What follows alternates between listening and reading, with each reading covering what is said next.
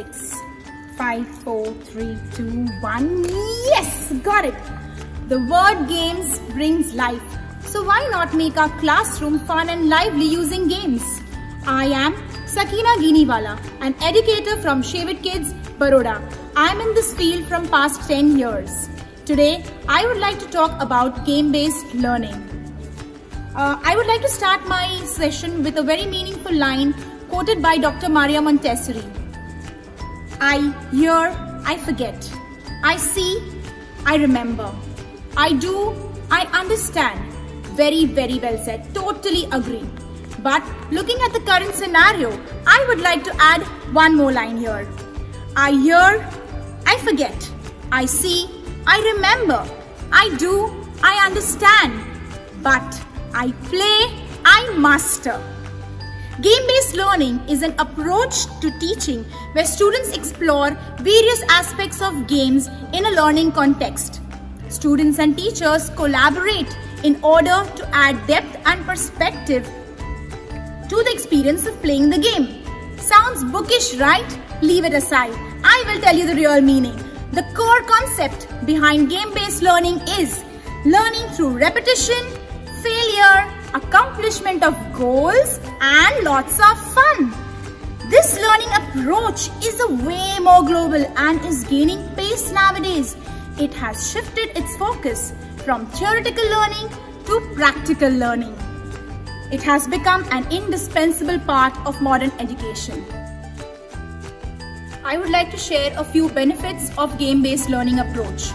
First, children learn in a risk-free setting, in a risk-free environment. Why risk-free? See, when you're playing a video game, if you lose one life, you know you have other 2 lives. So when children play, they play in a setting wherein they don't have to worry about losing a game. The next time when they practice, when they come up with something, they are a better version of themselves. Every time they keep practicing through trial and error, they actually learn the correct way of doing. So the first benefit is risk-free setting. Second one, enjoyment. Enjoyment, why? Because it's games. The moment you say, come children, let's play games, they will be super excited. Who wants to study? So yes, they are learning through games, through enjoyment. Number 3, effortless. Yes, it is called effortless learning because for them again, it's just a game. We know that they are actually learning through this. Studies have proved that knowledge and skills acquired through game-based learning are retained for a longer period of time.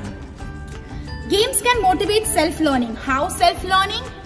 Firstly, because they are doing it by themselves. You know, when you see a child totally engrossed in playing a game, and if you go and interrupt or if you try and help that child, the child will say, no, let me do it. I'm trying. So this is how self-learning happens. Educational games bring the material come to life. How? I would like to give an example here. If you want to teach parts of the plants, instead of teaching parts of the plant through a textbook or through a book, you can give puzzles. So the child will try to assemble the puzzles and learn the correct order and will definitely remember longer because he or she has done it by himself, right? Last one, game-based learning develops communication skills and negotiation skills. Here I would like to share one point. A study on surgeons showed that those who played video games were 27% faster at advanced surgical procedures and made 37% fewer mistakes. The reason why I shared this example here is to make you all understand that games are not only important at school level, at primary or secondary level, but at any stage of your life, games are important. To sum up with the theoretical part that I just put forth, I would like to cite a simple example. How would you learn to ride a bike? When you see somebody doing it? When you hear somebody doing it? When you read about it? Definitely not. You will learn only and only if you do it. So game-based learning is actually learning by doing it. The more intense and interesting the game material is, the more likely the matter is to be retained. I have a few games here with me to share with you. Basically here I would like to focus on 2 areas. Conversational and communicational development and socio-emotional development. So I have games here for these 2 topics. Communication is fundamental to children's development. Children need to be able to understand and be understood. This skill is very essential skill and it cannot be taught. It is a process. So let's make this process fun-filling for the children. Here are few communication games.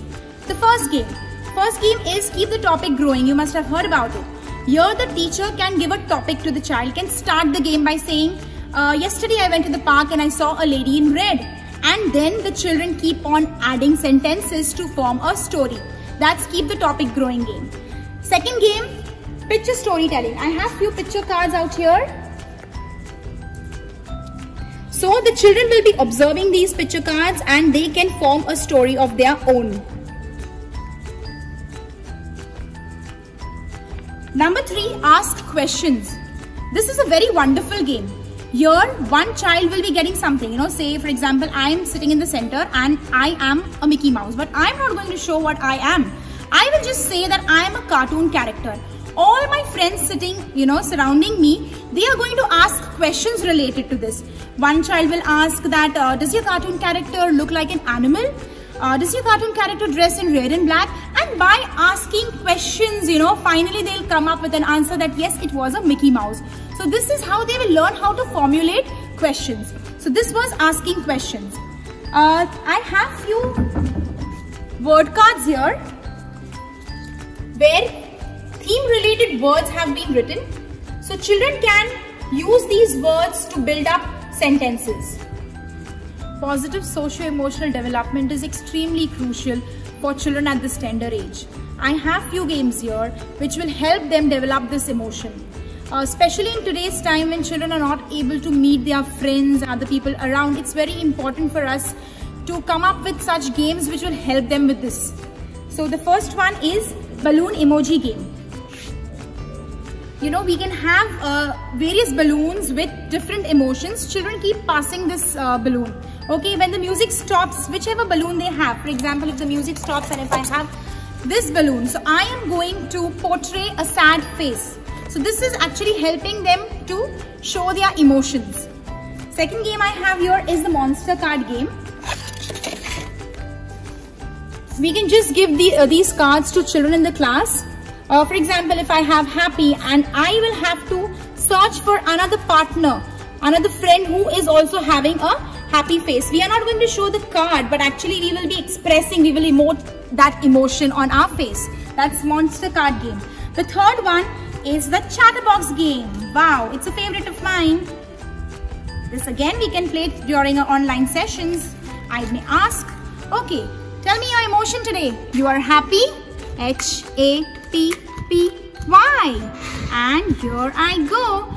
And it says, go and hug your loved one.